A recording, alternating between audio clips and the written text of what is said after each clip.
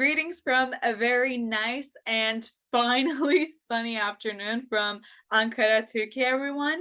I'm Selin, and today I have the absolute honor of being a speaker at the Girl Up Caribbean's first ever annual conference. I'm super excited. Before starting off, I would like to briefly introduce myself. Hi, I'm Selin. I am a sophomore at Bilkent University in Turkey, studying international relations, a major that I'm very, very invested and interested in.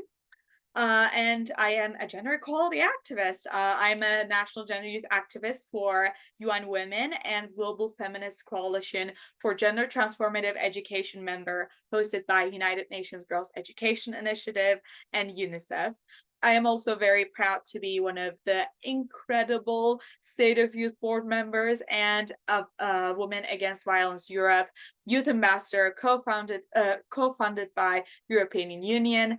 And of course, last but certainly not least, I am the founder of the first Girl Up Club in my country, Girl Up Istanbul. I am again super excited to be here with my Girl Up family and talk about gender and equality and how we can achieve it. So yeah, once again, welcome everyone. So last year, let's start off with last year. Eurostat estimating that unemployment rate went up to 6.4%. I thought Sustainable Development Goal 8 would be a suiting goal and focus point for today, which I am once again very interested to dive in deeper to soon. So thank you all so much for being here and for the kind invitation. Now I would like to share with you the structure of today so that everyone can have a clear view of what we're going to do and talk about.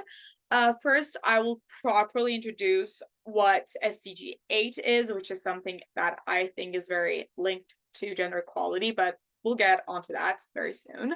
Then we will talk about why we will be focusing on SDG 8 and why now. And afterwards, I look forward to sharing some important and interesting statistics with you, followed by learning more about the targets of SDG 8 and what you can do to achieve it. And of course, since I am, once again, a loud and proud gender equality activist, I really want to cover some points regarding the intersection between decent work, economic growth, and gender equality. So, as shared by the European Union, at its core, Sustainable Development Goal 8 recognizes the importance of sustained economic growth and high levels of economic productivity for the creation of well-paid quality jobs, as well as resources, efficiency in consumption, and production. Sustained and inclusive economic growth can drive progress, create decent jobs for everyone, and improve living standards. And now, SDG 8 is more important than ever, especially on the aftermath of the COVID-19. Here, I would like to share some statistics and facts published on a United Nations report. COVID-19 has disrupted billions of lives and endangered the global economy. The International Monetary Fund, which is also known as IMF, expects a global recession as bad as or worse than in 29. As job losses escalate, the International Labour Organization estimates that nearly half of the global workforce is at risk of losing their livelihoods. Even before the outbreak of COVID-19, 1 in 5 countries, which is home to billions of people living in poverty, were likely to see per capita incomes stagnate or decline in 2020. Now, the economic and financial shocks associated with COVID-19, such as disruptions to industrial production, falling commodity prices, financial market volatility, and rising insecurity, are derailing the already tepid economic growth and compounding heightened risks from other factors. It is not only this, but when the Sustainable Development Goals report by the United Nations analyzed, we come across a picture that really illustrates the urgency of the situation and why it is vital to promote sustained, inclusive, and sustainable economic growth, full and productive employment, and decent work for all. First and foremost, global economic recovery is hampered by the new waves of COVID-19, rising inflation, supply chain disruptions, and policy uncertainties, and labor market challenges. Furthermore, it is assumed that global unemployment is to remain above pre-pandemic level until 2023, which is, we're at the end of it. When we look at the data as of 2020, among the 160 million total children, 1 in 10 children are engaged in child labor worldwide. And even though worker productivity has rebounded, we're not able to say the same thing for the least developed countries. And of course, it is not hard to believe that the global economy recovery is further set back by the Ukrainian crisis. Although these findings may sound somewhat depressing, it is not over yet. No, definitely not. Especially with my fellow Gen Zs now getting into the workforce, I firmly believe that change is happening. And you know what? Everyone can help to make sure that we meet the global goals.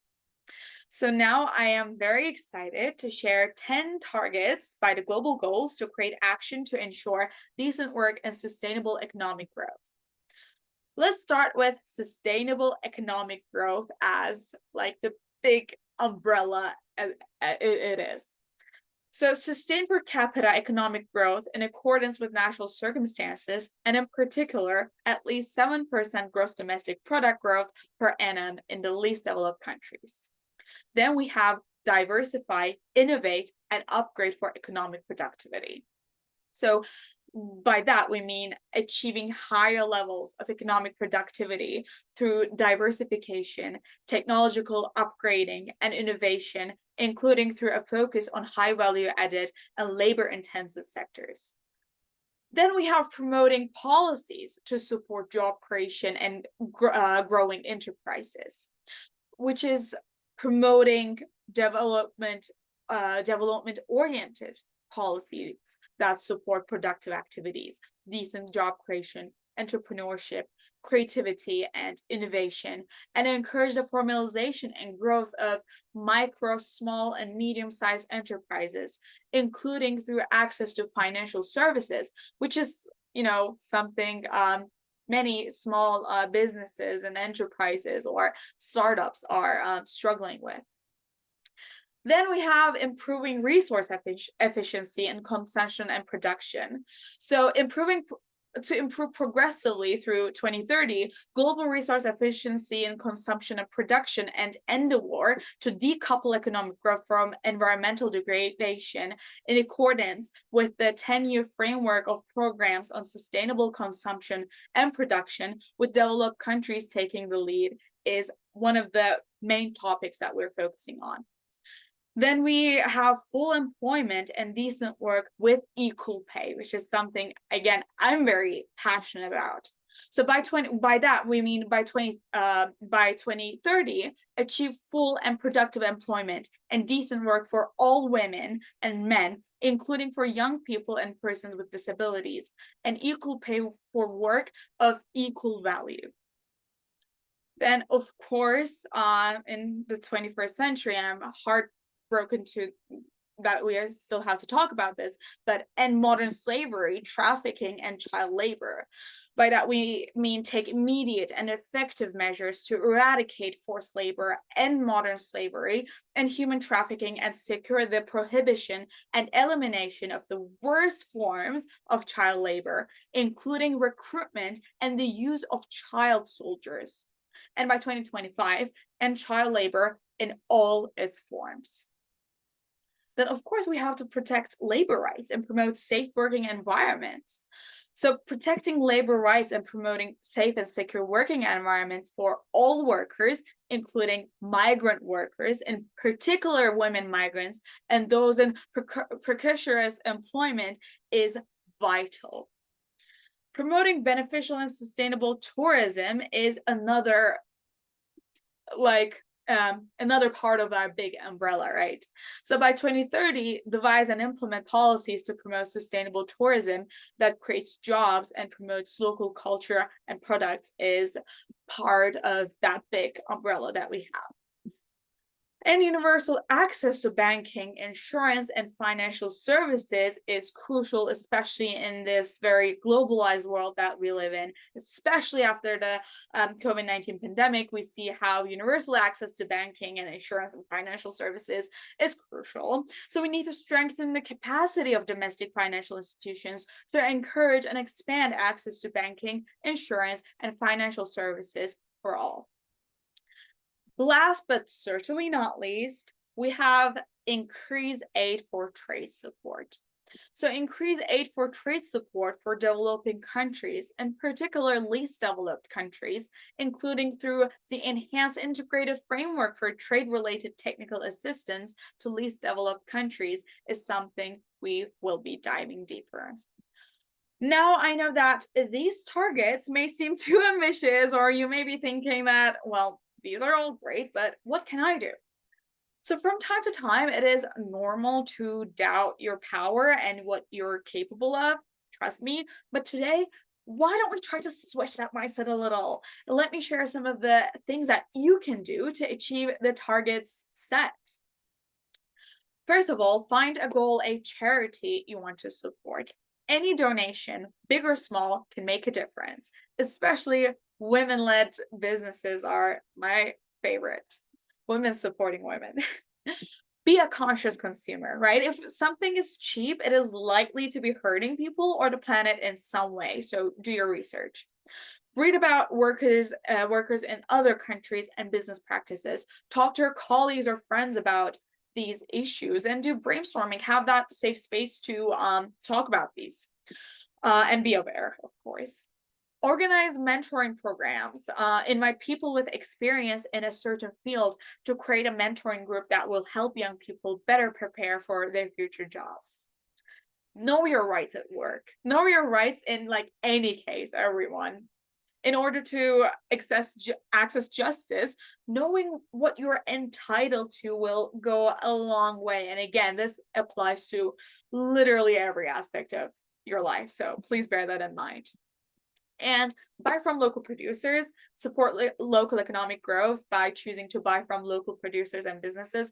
I feel like this is something we practice a lot during the pandemic, which is incredible. I love that we had that enlightening during the pandemic. Buying and supporting local is just very important and has a bigger effect than you may expect. And lastly, stay informed, right? Don't say, oh, I already know this. No, you can always learn and unlearn and just diversify your perspectives and ideas. And you can never not learn or just not improve yourself about certain things. So please be open and want to stay informed, right? Okay.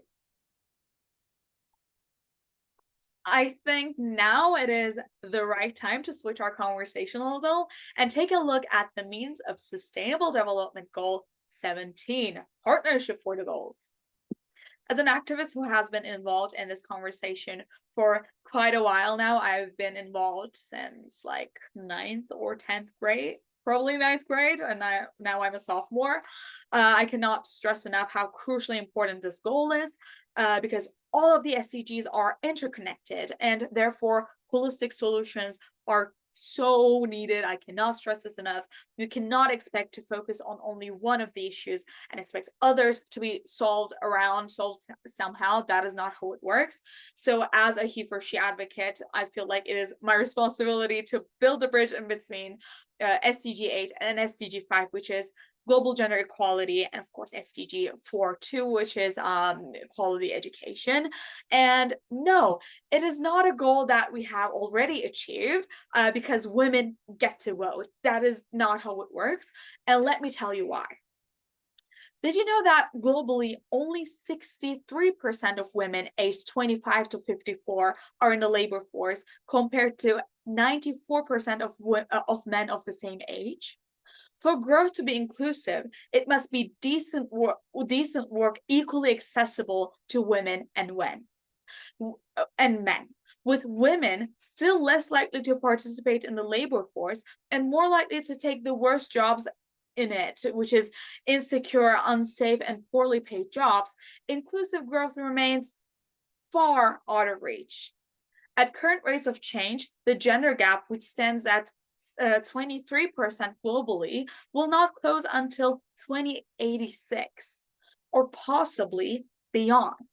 The estimation only considers better formal jobs and not the informal, poorer quality ones, where many women still work. Patterns of occupational segregation mean some occupations remain dominated by men or women, with the latter tending to be lower in status and pay, states UN Women. 2086, imagine that. And that is the best possibility. That is what makes it so scary to me. So it is a necessity, an absolute necessity, to promote decent work, equal pay for equal work, equal access to economic assets and opportunities, and the fair distribution of unpaid care work. And as a Girl Up family, let's continue to do what we do. Strive for more, get inspired, be inspired and empowered, and make meaningful change while making gender equality a reality. And of course, as a he for she advocate, I have to add our motto somewhere. If not me, then who? If not now, then when? Thank you so much to everyone for taking the time and energy to join me and join Girl Up Caribbean, this incredible conference today, and listen to what I have to say about SDG 8 and its intersection with global gender equality. I have enjoyed this experience so much, and again, a massive thank you to Girl Up Caribbean for making this experience possible. Yes. Once again, thank you. I don't know how to wrap this up. I'm super excited. Take care and have a fantastic week. Bye bye.